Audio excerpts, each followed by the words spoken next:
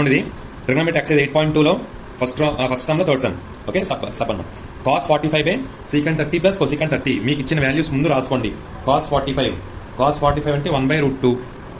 Okay, by secant 30 అంటే 2/√3 plus cosecant 30 అంటే 2.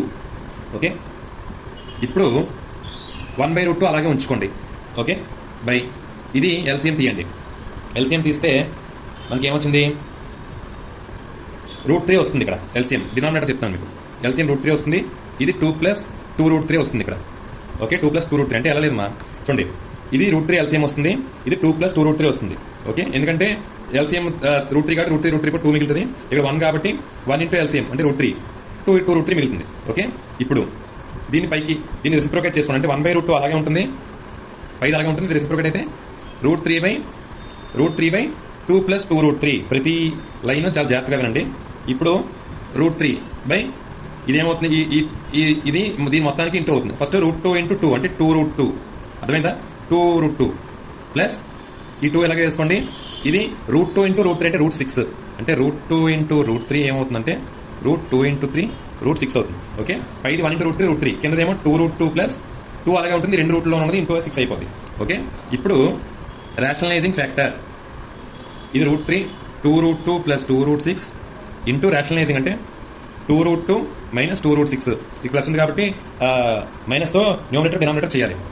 2√2 - 2√6. Okay, దీన్నే పైకి కిందకి న్యూమరేటర్ డినామినేటర్ చేసి మళ్ళీ సింబల్ మార్చాలి. ఓకే, ఇప్పుడు ఇదేమవుతుంది, ఇది ఇప్పుడు చూడండి సేమ్ మీకు స్టెప్ రాస్తున్నాను. 3 × 2√2 - 2√6.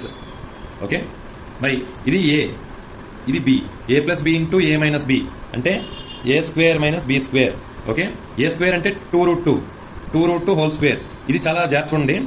ఈ స్క్వేర్ 2కి చెందుతుంది, √2కి చెందుతుంది. 2కి చెందితే 4 అవుతుంది. ఇంటూ అంటే డాట్ పెడుతున్నాను. √2 హోల్ స్క్వేర్ అంటే 2కి పోతే 2 మిగిలింది. 4 2 8 అంటే 2√2 హోల్ స్క్వేర్ అంటే 8 ఆన్సర్.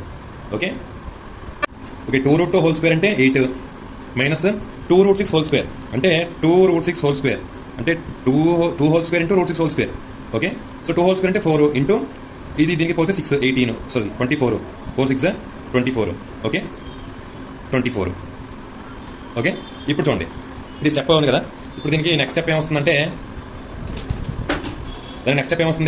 చూడండి 3 × 2√2 కదా - 2√6 కదా.